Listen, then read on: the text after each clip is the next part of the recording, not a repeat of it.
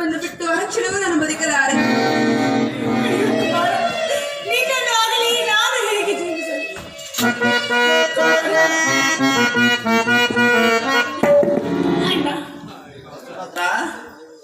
ಅಣ್ಣ, ನನ್ನ ಗಂಡನು ಏನಾದ ಅವನನ್ನು ಆಗಲಿ ನಾನು ಜೀವಿಸಲಿಲ್ಲ.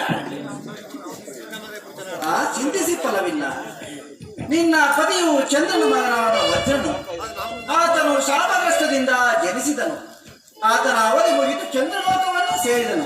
ನೀನು ಗರ್ಭವತಿಯಾದ ಕಾರಣ ಪ್ರವೇಶಿಸಲು ಸಾಧ್ಯವಿಲ್ಲ. ನೀನು ಅಲ್ಲಿ ನಿನ್ನ ಗರ್ಭದಲ್ಲಿ ಪರಿಶಿಷ್ಟನು ಎಂಬ ಮಹಾಪುರುಷನು. ಆತನಿಗೆ ಪಾಂಡವರು ಪಟ್ಟವನ್ನು ಕಟ್ಟುವರು. ಅಲ್ಲಿವರೆಗೂ ಶಾಂತರಾಗಿರು.